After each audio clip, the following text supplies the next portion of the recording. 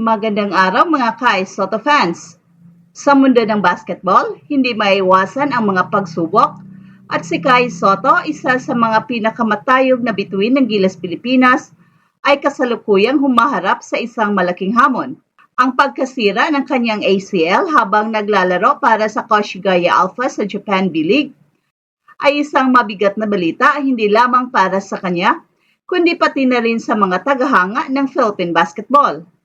Ayon pa kay Justin Brownlee, ang Magic Brownlee, na minamahal ng maraming Pinoy, ito ay isa lamang minor setback for a major comeback.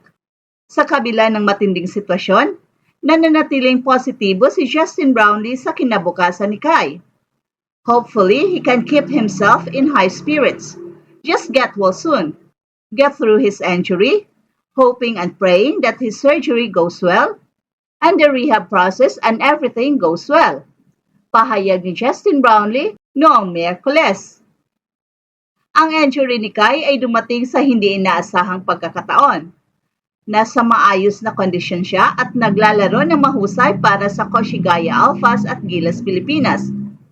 Sa Japan B-League, kabilang siya sa top 10 rebounder and shot blockers na may average na 9.6 rebounds and 1.1 blocks kada laro. At bukod pa sa kanyang scoring average na 13.8 points bawat laro. Para naman sa Gilas Pilipinas, ipinakita ni Kai ang kanyang husay sa FIBA Asia Cup qualifiers kung saan siya ay nag-average ng 15.5 points, 12.5 rebounds, 3.8 assists, and 2.3 blocks sa 4 na laro. Gayunpaman, ang diagnosis ng kanyang ACL tear ay nangangahulugan na kailangan ni Kai ng 6 na buwan para sa buong pagaling. Ito ay magre-resulta sa kanyang pagliban sa mga mahalagang laro tulad ng Japan B-League Asia Rising Star Game sa January 18 at ang third window ng Asia Cup qualifier sa February. We all love Kai, and we've obviously seen what he's been doing for Philippine basketball and Gilas. I hope he gets well soon. Dagdag pa ni Justin Brownlee. Ang mga salitang ito ay nagdadala ng inspirasyon, hindi lamang kay Kai kundi pati na rin sa mga fans. Sa murang edad na 22 years old, naniniwala si Justin Brownlee na malayo pa ang mararating ni Kai. I still see a great future and what he can bring to the table. Ani pa ni Brownlee. Ang positibong pananaw ni Magic Brownlee ay hindi lamang nagpapakita ng suporta bilang isang kakampi, kundi isang patunay din ng diwa ng komunidad ng basketball sa Pilipinas. Well, sa kabila ng matinding hamon, nananatili ang tiwala ng buong koponan at ng mga tagahanga kay Kai. Ang ACL injury ay isa sa mga pinakakaraniwang uri ng injury para sa mga atleta, ngunit hindi ito ang katapusan ng kanilang karera. Maraming mga manlalaro ng basketball ang matagumpay na nakabalik mula sa ganitong klase ng injury. Kabilang na ang mga NBA stars tulad ni Derrick Rose at Klay Thompson. Ang susi sa matagumpay na pagbabalik ay ang tamang operasyon, maingat na rehabilitasyon at mental na katatagan. Para kay Kai, ang proseso ng rehabilitasyon ay magiging kritikal. Ayon sa mga eksperto, maaring tumagal ng 6 na buwan o higit pa bago siya makabalik sa kanyang dating forma. Ngunit sa kanyang edad at dedikasyon, may malaking pagkakataon na hindi lamang siya makakabalik kundi mas gagaling pa. Ang mga kakampi ni Kai sa Gilas Pilipinas at Koshigaya Alphas ay tiyak na magbibigay ng moral support para sa kanya. Bukod pa dito, ang pagiging bahagi ng isang koponan tulad ng Gilas ay magbibigay kay Kai ng dagdag na motibasyon upang magpatuloy sa kanyang pagbangon. Ang kanyang husay sa rebounding at blocking ay mahalaga sa laro ng Gilas, lalo na't sila'y naghahanda para sa mga laban sa Chinese Taipei at New Zealand sa third window ng FIBA Asia Cup qualifiers. Ang sinabi ni Justin Brownlee na minor setback for a major comeback ay hindi lamang isang pahayag ng pag-asa, kundi isang paalala na ang mga pagsubok ay bahagi ng pag-abot sa tagumpay. Para kay Kai, ang mahalaga ay ang mapanatili ang mataas na moral at positibong pananaw sa kabila ng mga hamon. Sa sports psychology, ang positive mindset ay mahalaga para sa mga atleta na nakaranas ng injury. Ito ay tumutulong upang mapanatili ang focus at determinasyon habang nasa proseso ng rehabilitasyon.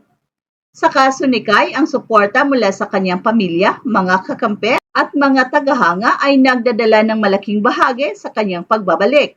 Ang pagkawala ni Kai ng ilang buwan ay tiyak na mararamdaman ng Gilas Pilipinas, lalo na't siya ang isa sa mga pangunahing puwersa ng kupunan. Ang kanyang taas at husay sa depensa ay nagbibigay ng malaking tulong sa laro ng Gilas, partikular na sa harap ng mga malalaking kupunan tulad ng New Zealand. Gayunpaman, ang Gilas ay may sapat na lalim upang punan ang pagkawala ni Kai. Ang pagkakaroon ng mga veteranong players tulad ni Justin Brownlee, AJ Edo at Junmar Fajardo ay magbibigay ng stability sa kupunan habang inaantay ang pagbabalik ni Kai. Well, sa kabila nito, ang pagbabalik ni Kai ay tiyak na magdadala ng dagdag na energy at husay sa kupunan. Ang injury ni Kai ay isang hamon, ngunit ito rin ay pagkakataon upang ipakita ang kanyang tatag at determinasyon. Sa tulong ng tamang medikal na pangangalaga, suporta mula sa kanyang kupunan, at ang panalangin ng mga Pinoy, tiyak na makakabalik si Kai ng mas malakas. Ang mga salitang binitawan ni Justin Brownlee ay nagbabadya ng tiwala sa kakayahan ni Kai na malampasan ang pagsubok na ito. Ang minor setback for a major comeback ay hindi lamang isang slogan, kundi isang patunay na ang tagumpay ay hindi sinusukat sa kung gaano ka kadalas nadapa, kundi sa kung paano ka bumangon mula rito. Sa pagbabalik ni Kai sa Gilas Pilipinas, aasahan natin na siya ay magiging isang mas mahusay at mas matatag na player, hindi lamang para sa kanyang sarili, kundi para sa buong sambayan ng Pilipino. Ang kanyang kwento ng pagbangon mula sa mga hamon ay naglalaman ng aral na hindi natutumbasan ng anumang tagumpay sa basketball. Hindi lamang siya isang atleta na nagdadala ng pangalan ng Pilipinas sa international stage, kundi isa siyang simbolo ng tiyaga, determinasyon at pagmamahal sa bayan. Ang paglalakbay ni Kai mula sa pagiging isang batang nangangarap sa kalye ng Las Piñas hanggang sa makapaglaro sa mga prestigious leagues sa iba't ibang bansa ay nagbigay ng pag-asa sa maraming kabataang Pinoy na nagnanais na makamit ang kanilang mga pangarap sa kabila ng kahirapan at iba pang mga balakid. Hey, hey, hey! Attention mga kapatrol! Get ready for an epic giveaway!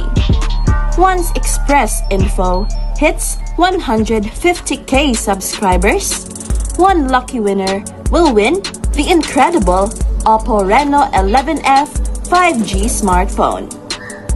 Here's how to join. Step 1. Subscribe to Express Info right now. Step 2. Like this video. Then step 3. Comment anything good and positive about our idol Kai Sotto. Super easy. Just subscribe, like, and comment.